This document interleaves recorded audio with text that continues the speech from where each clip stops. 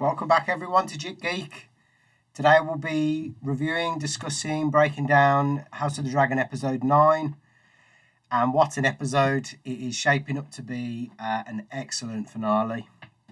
Now, we've brought back the family tree for this episode. We've extended it to include the small council, the updated deaths, and a few other sub-characters like Mazaria and the new twins. How this episode is going to run, we're going to break down the key moments of the episode, go into those in a little more detail, and then, as usual, we'll run through the episode just to make sure that we can pick up some little added details that we might have missed through the initial review. For all those that join me in the chat, thank you. Thanks for the likes as well. Thanks for the comments, and thanks for the views. It's really helping grow the channel, and I'm really enjoying the content so far, making this content for you. So if you enjoy this review, feel free to smash the like button, comment, subscribe if you haven't already, and I think with that said, let's get on to the review. I've got to mention up front that I think this was, although it was a very tense and dramatic episode, I think it was the weakest of the show so far. Now, I know this episode has caused a lot of divide within the fandom. I know it's caused some interesting conversation about, and we're jumping right to the end here, interesting conversation about should Rhaenys, who we've got up here, should Rhaenys have ended the show right there and then and took out the whole of Alicent and Alicent's team?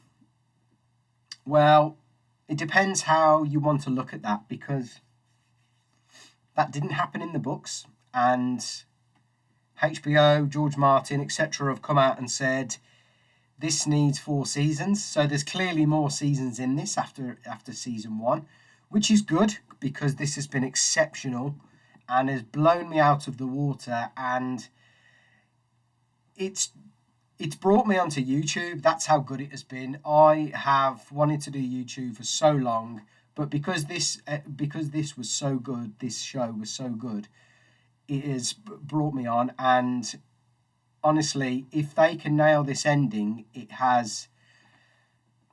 would go as far as saying it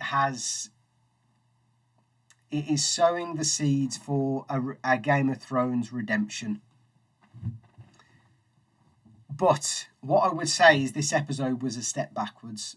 There was some, and it almost felt like they had the B team on board for this episode. Now, considering this is the 9th episode of the season, it was slightly underwhelming. I would say that, and compared to other episode 9s of seasons gone by, and I explained this in my previous review, we've had Ned's beheading, we've had Battle of Blackwater Bay, we've had the Red Wedding, we've had Watchers on the Wall, we've had I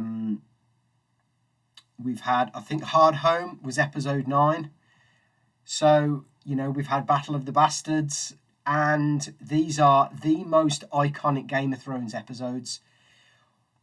What I can probably say right now is this episode will not be seen in the same regard, and I don't think they're going with the same structure as what they've gone with before, because we've had some absolute bangers of episodes already. I mean, most notably, episode 8 was probably the best episode of Game of Thrones since, I would probably say, The Winds of Winter. Now, talking of The Winds of Winter, the opening of this episode gave me Winds of Winter vibes. That score by Ramin Djawadi, panning all around, the castle, all around the rooms, and it brings us on to our first key scene of the episode, which is obviously the opening the death of Viserys, people are finding out, and that then sparks the next conflict, which is, will Rhaenyra take the throne? Will Alicent push, or will Otto push Aegon towards the throne before Rhaenyra can get it? And the answer is yes, she does, or they do. So, that's the opening key moments.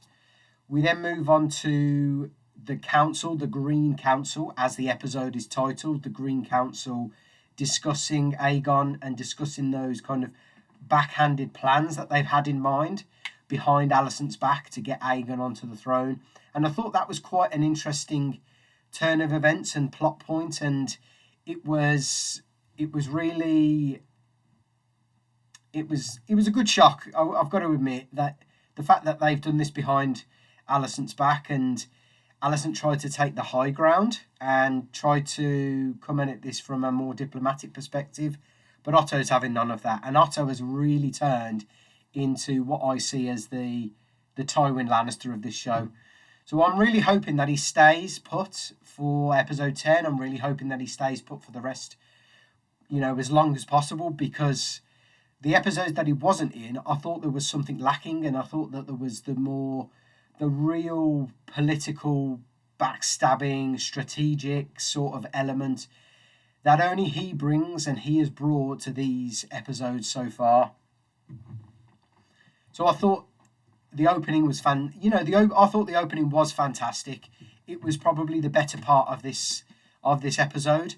We then move on to the hunt for Aegon, which is where I kind of thought it got a bit lackluster. It got slow. Yes, there were some interesting smaller plot points, and we'll get onto those later with some of the other characters. But it was a wild goose chase, essentially. And the fact that it come down to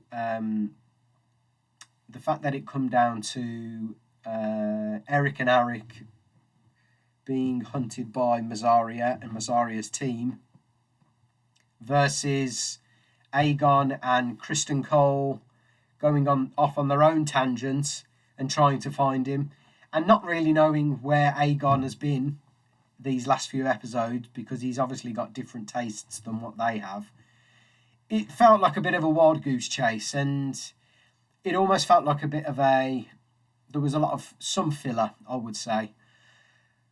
We then move from the hunt. Now they've found him. The capture of Aegon, coupled with, and I think it was edited with the Alicent Rhaenys conversation, and the capture of Aegon again. It felt very basic. Those scenes. I mean, even some of the sword fighting was a bit basic, and it wasn't the strongest of what we've seen so far. I did think, though, that the conversation between Alicent and Rhaenys was very interesting, and it does pit Rhaenys as a very grey, middle-of-the-road player in this Game of Thrones, because what I gathered was she's not on Rhaenyra's side. I mean, of course, she probably still thinks that Rhaenyra and Daemon killed Laenor in one of the previous episodes. So she is painted as this grey character, which is great, because that's what, George Martin wants these characters to be, is massively grey. On the other hand, and maybe this was slightly redeemed in this episode, Alicent and Otto and the children are regarded as the bad guys in the show, and Rhaenyra is more and more being regarded as the good guy, or the good gal, and the good team. So hopefully they turn that around, because what I really enjoyed about Game of Thrones and what I really enjoy about the book is no character is arguably good versus arguably bad. Now, I know there are some characters that do favour good over bad or bad over good, and it's obvious who they are, but there does seem to be a big divide now between Rhaenyra and co being regarded as the good ones versus Alicent and co being regarded as the bad ones, and that might take a turn for the worst. I might eat my words come episode 10. I don't think we will. I think at the end of that we'll be seeing Rhaenyra still be regarded as this good team versus Alicent's bad team, but we'll see. I mean, I've checked out the episode 10 trailer. It looks like it's going to be a long one. I hope it's probably a maybe 1.5, 2 hour, finale special. I doubt it, but we'll see. So we had the capture of Aegon, we had the scenes with Rhaenys and Alicent, and I thought they were very good. Those scenes with those two. We had Aegon's coronation, and it was good. It was a good scene. There was some flaws. Some of the CGI wasn't that good with the people. Although the dragon pit looked absolutely incredible, and that's why I've had to include it in this week's thumbnail. Equally, the speech from Kristen Cole felt a bit out of place. I would have thought either Otto potentially being the hand, or actually probably Otto. Otto was on the cards for me to make that speech to do this coronation for Aegon. I don't think it would have been Alicent, but to have Kristen Cole, I think that mimics the books, so it's good that they stuck with the books there, but it just felt out of place that he was doing it, and I think Otto probably would have done a better job. We then move on though to once he's got the crown and we saw Blackfire, the sword. We then move on to that massive moment in the episode where Rhaenys, who's snuck off at this point, explodes out of the floor with the dragon Melis, and causes absolute bloody havoc, kills loads of pedestrians, and stares down Alicent and Aegon and the full squad, really. Now, I don't think at any point in that scene I thought she was going to burn them. I didn't. Partly because I know what happens in the book, but partly because it didn't feel like Rhaenys' moment to do so. And Rhaenys, like I said, has been arguably developed in this whole season as a very middle of the road character. She hasn't, I don't think, she's sided with either Rhaenyra or Alicent, because she's had conversations with the pair of them. She has, and she hadn't took either side. Not explicitly anyway. I mean, we've had scenes in this episode with Alicent where she's almost counselling Alicent, and yet we've had other scenes with Rhaenyra in the past where she seemed a bit scorned, she seemed quite bitter. So I've never felt that she's pro-Rhaenyra or pro-Targaryen for that matter. If there was a clear threat to the Velaryons, I do believe she would have scorched the lot of them with the dragon right there and then. But I don't think there's a clear kind of I don't think there's a clear motive for Rhaenys to do so, and that's why she didn't do it. And that's why she didn't do it in respect to the show and in respect to the storyline. Now look, don't get me wrong, it was a good scene. Excuse me. The CGI probably wasn't as good, and I do believe that's because they've probably had to save all of the budget for the next episode for what I think will be a lot of dragon in the next episode, what it looks like. There might even be a dragon fight, we don't know. It does look like a really good episode. it looks like all the key players are going to have their moment. And it was a shame that we didn't get to see Rhaenyra and Daemon in this episode, but I think something, having the episode titled The Green Council, it makes sense that it focuses on Alicent and Alicent's side of things. So yeah, the episode ended with Rhaenys exploding out of the dragon pit floor and staring down Alicent's team and then flying off. Now, having seen the episode 10 trailer, and spoilers if you haven't, it looks like she's flying off to see Rhaenyra, and it almost feels like she's going to warn Rhaenyra, and it almost feels like at that point she's chosen her side.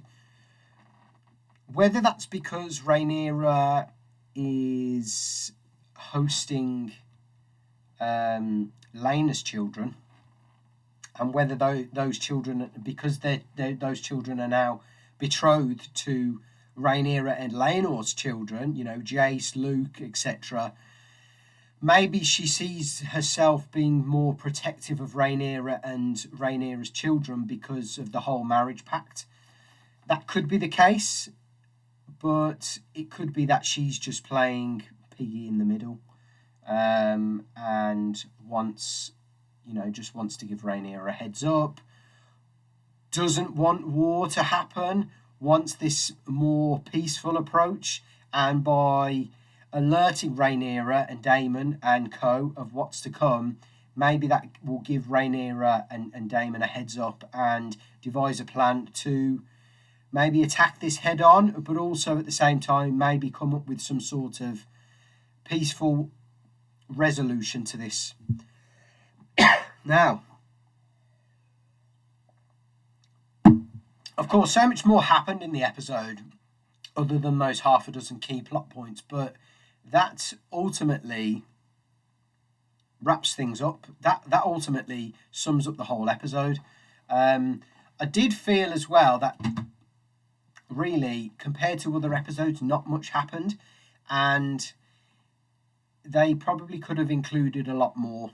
They have included a lot more in other episodes, and it might be because they've saved the best stuff till last, and I really hope they have. What we saw in Game of Thrones was the aftermath of the big massive episode in number 9, tied up some loose ends and opened the door for the next season.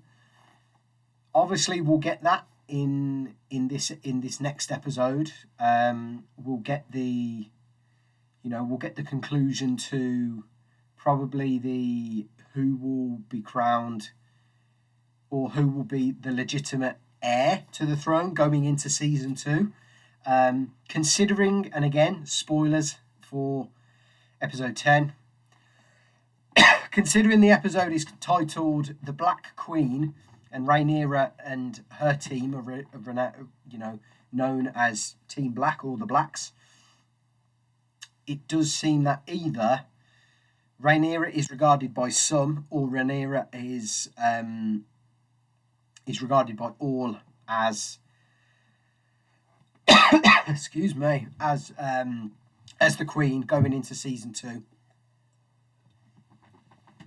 What I suspect is, and based again on the trailer for episode 10, we have a divide now in the kingdom, and we will start to see the seeds of what is not the Dance of the Dragons, because that is, I suppose in a metaphorical sense, it is the beginning of the Dance of the Dragons, because this dance, aka this, this metaphorical dance in terms of the people playing the Game of Thrones, this is starting. And what I think George Martin means by this is it's a dance of people. It's a battle with not just dragons, but dragon on dragon, i.e. Targaryen versus Targaryen. this is not just a dance of people, this is not just a dance of dragons, but this is a dance of, like they dance when they sword fight. This will be everything, but this will be everything and the kitchen sink. Fighting, sword fights, bit of a tickle tonight.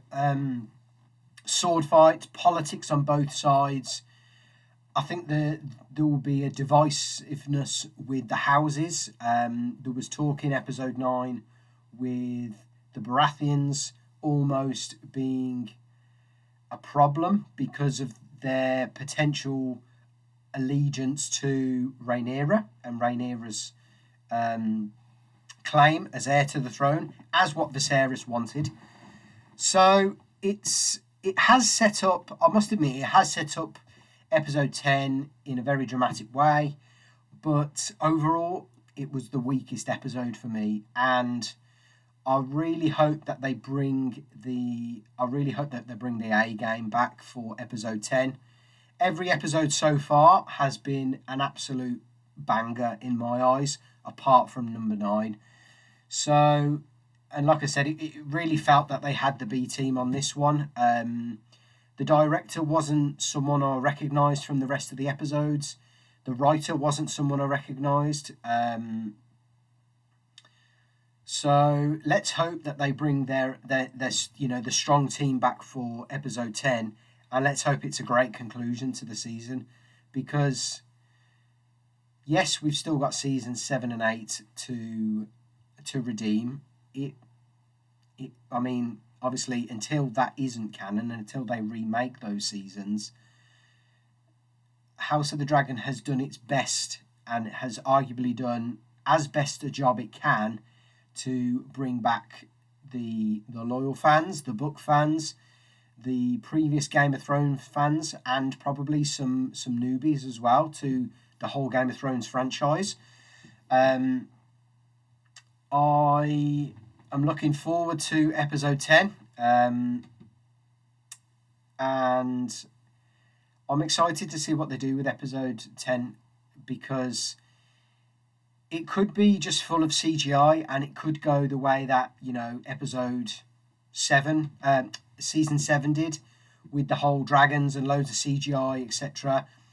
Or it could be a classic Game of Thrones episode with a bit of everything, with some sword and shield, politics, drama, deaths, explosions. I'm not really too bothered if there's not a big battle, because there's very, very few episodes in Game of Thrones with a big battle.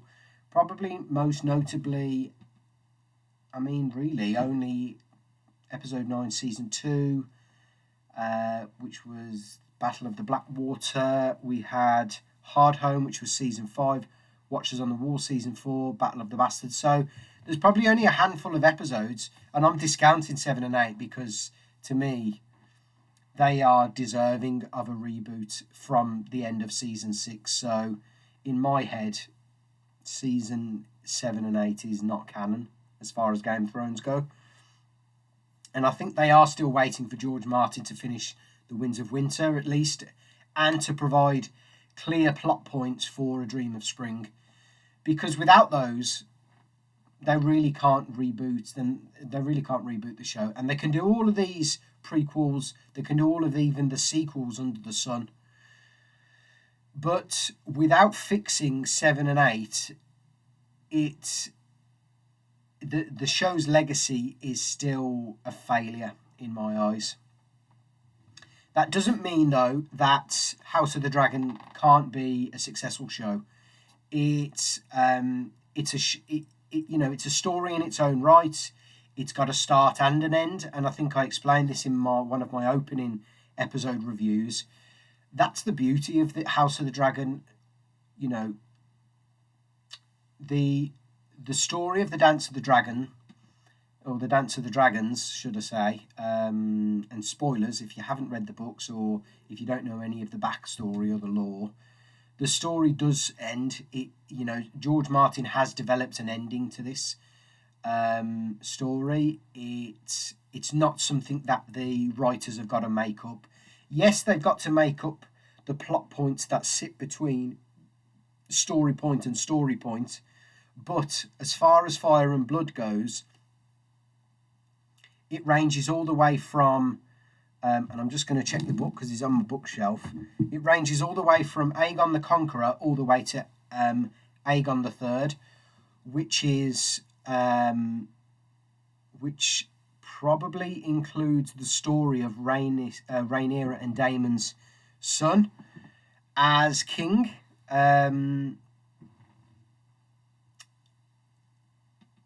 But I don't know how far they're going to go down the road in House of the Dragon to cover the Dance of the Dragon story in Fire and Blood. But what I would say is, yes, this show is fantastic. It started fantastic. Does it, and I know I said at the start, it probably does redeem Game of Thrones 7 and 8. In its own way, it redeems Game of Thrones as a brand, I would say. However, considering how bad season 7 and 8 finished, I don't think it redeems that story.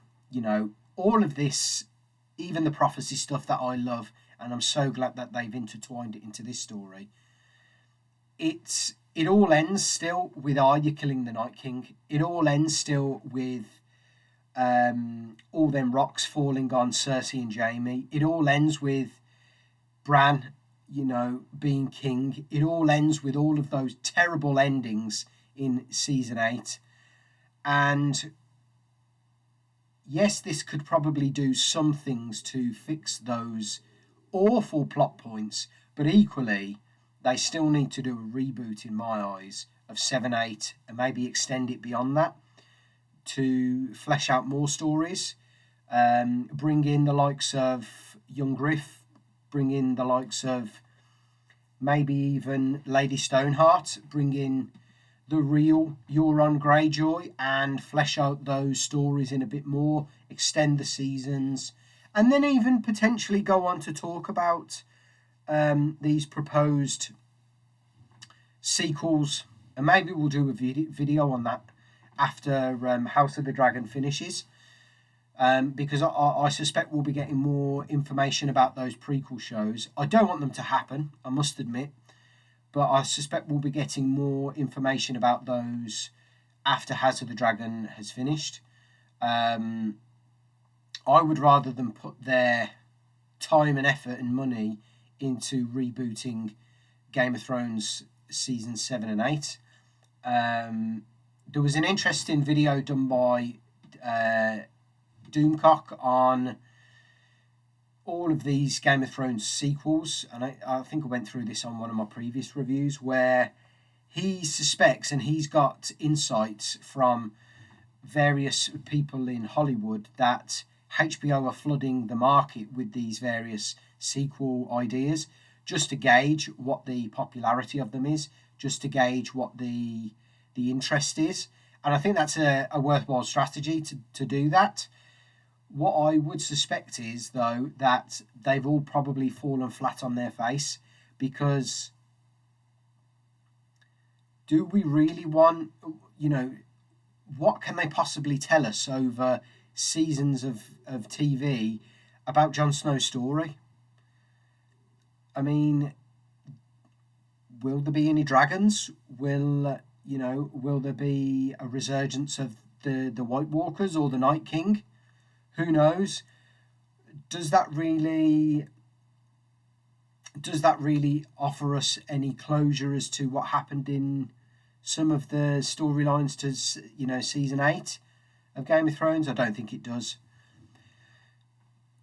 Comparing that, though, to the ending of Game of Thrones, the new sequels that are potentially coming out to the Dance of the Dragon story and House of the Dragon, the fact that this has an ending, and the fact that this can fix plot points within those failings, and I'm going to call the sequels of failings because I think they are already, I think this is off to a good start. This is off to a start where it can redeem the brand. I think it already has done, like I've said. And if they smash this episode out of the park, it will arguably go down as one of the better seasons of Game of Thrones, the whole Game of Thrones brand. Now, I mean, the episode in more detail, we can discount any Rhaenyra and Daemon action in this episode because we didn't see them. I thought the episode started off with giving me very big Winds of Winter vibes. Just checking everything's working to order. Lovely. Yeah, I thought it was giving me big Winds of Winter vibes. The score, the music was fantastic. Panning around the castle, we saw the little boy, the little spy, working with, I think her name is Talia, the handmaiden for Alicent.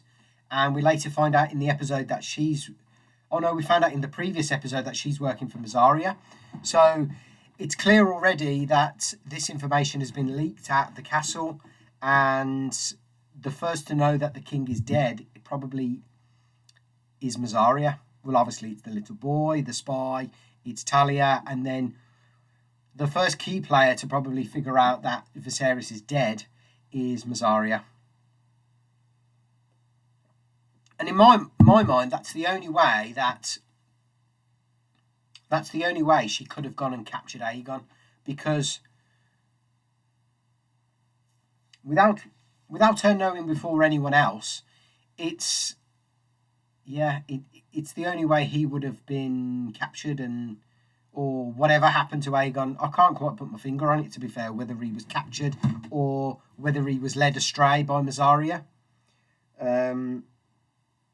So yeah, we move on to Alicent finding out the information that Viserys has passed away in the night, and considering what happened in the previous episode, which was my favourite episode, I think, of this whole show so far, we find out that Alicent is adamant that Viserys wants Aegon to be heir to the throne. She doesn't recall anything to do with the prophecy or the Song of Ice and Fire or anything like that. And the fact that his bloody name's Aegon has helped out here. Now, they call the Green Council. Otto calls a late night council, and Tywin Lannister, who sits on the throne, I think, as Master of Coin, is a bit bemused as to why they're being called so early in the morning. But once the news breaks to the council, and we've included all the members of the council at this point, even Beesbury, even though he gets Kristen cold in this episode. I think the council scene is brilliant. I think it really sets up the episode, really sets up the drama, really sets up the politic element of this episode, and Otto plays a fantastic part. The door won't close till the business is finished. I thought the trade-offs between Alicent and Otto were brilliant, and the fact that they've got a different agenda is really interesting. Now, I do like the fact that, and just jumping ahead, I do like the fact that Alicent has almost kind of found Otto out in this episode and has really rebelled against what he has done to her and her character over these probably 20 years, over these 9 episodes. And yes, she has come to almost become this Queen Regent role, becoming a very Cersei role. And the dynamic between Alicent and Otto is very, very much akin to Cersei and Tywin.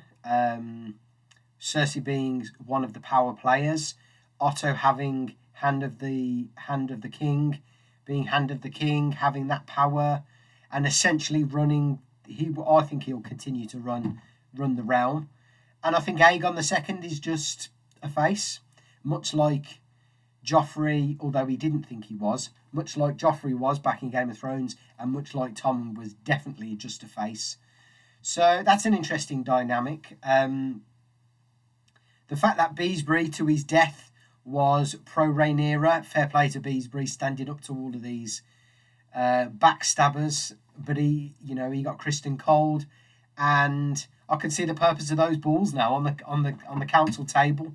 They're obviously, and I can see why they've removed them for the Game of Thrones show, because I don't think Kristen Cole meant to kill Beesbury, but if that ball wasn't there, I think he just would have had a sore head, Beesbury, and he would still be alive. So I like the fact that he stood up to them, and I like the fact that he arguably told them some truths, that this is an outrage, the fact that they're going against Viserys' wishes, and he's probably not even cold in his grave yet. Equally, though, I did like the part where we uncover that Otto has basically rallied around the council to arguably go behind Alicent's back and devise this plan to get Aegon on the throne. Now, whether Aegon's akin to this and whether he knows about that and whether he was in on this I don't think is yet to be talked. I don't think he's yet to be shown by the show.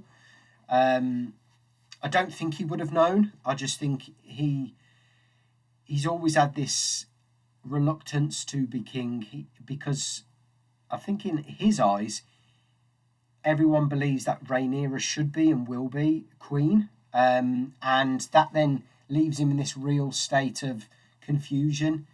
Does he regard himself as king and almost go against Rhaenyra, or does he just sack that off and, I don't know, just be a bit of a floater, really? Either way, the Green Council scene was fantastic. Now, the fact that they wanted to straight up murder Rhaenyra, Daemon, the kids, all of them, is, arguably one of the jaw drop moments of the episode in my eyes, at least politically anyway. Now, I know we haven't got him on the tree, but Harold Westerling, what is he, Lord of the Kingsguard, or head of the Kingsguard? Again, he was another one that stood up, and that scene was great, but it signalled some of the potential flaws with this episode, because if you recall, Otto suggesting no one will leave this room until our business is done. Well, at that point, Harold Westerling left the room and basically resigned as head of the Kingsguard in what can only arguably be akin to and similar to what was his name, Barristan Selmy in the Game of Thrones show. He then goes and walks out the door, and he then just opens the door and plunders off. So what's stopping anyone else from doing that? So I thought that was error one in the episode, and that even got my back up, because to this point they have been pretty perfect with every single scene in every single episode so far. The acting's been on point, the storytelling's been on point, the characters have been on point, the motivations have been on point. Even the CGI, I know there's been one or two dodgy scenes, but even the CGI has been on point. And yes, that did get my back up. And that was one of the blindingly obvious errors. Now, I know it's only a small error, but taking the episode as a whole, you can see that that isn't the only error. And we'll get onto the rest when we, either go through this review or we go through the deep dive. But yeah, I thought the council scene was really good. Now, the plot to kill Rhaenyra and Team Blacks, was an interesting one, and considering if Aegon was around, I think they would have all marched to Dragonstone there and then and sparked a war there and then. But it's a good job he wasn't around, and it's a good job Mazaria did have that information to arguably either take him away or lure him away. What I would say is, though, is I'm glad they didn't, because that set up obviously a great conflict and a great battle for episode 10. And spoilers again for episode 10. What looks like the Kingsguard, probably head up by Kristen Cole, going to Dragonstone, and there being a sword fight on the bridge. By the looks of it, there been some dragon battles. And what looks like, I think it's Eric, Team Black, presenting a crown to Rhaenyra. So that looks like it's got a bit of everything, that episode. So I really hope it's I really hope they blow it out of the water. So we move from that scene to Alicent basically commanding Aemond and Kristen Cole to go and find Aegon. But I thought what an interesting scene was when we had the conversation between her and Helena. Now, Helena had brought up, not only had she brought up the there's a beast beneath the boards, and we'll get onto that in a bit more in a moment. She was knitting or doing some crafts and sewing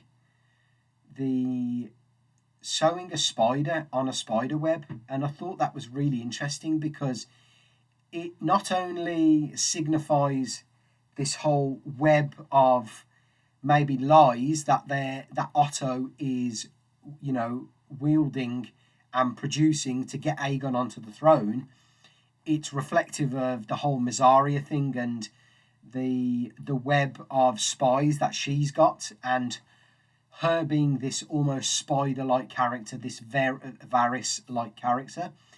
So I thought that was a really interesting little detail that they put in there.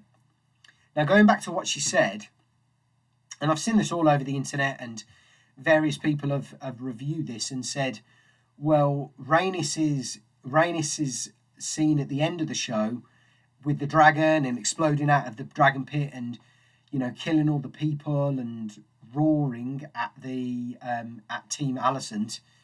That was the beast beneath the boards, but I don't think it was. I don't suspect it was.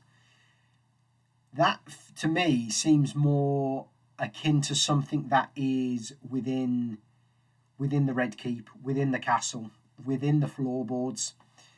Whether that's the spies beneath the walls, whether that's something under the floorboards, who knows? Whether that's given to us in more detail in episode 10, whether that's flat out explicitly told to us in episode 10, I don't know, but we'll see.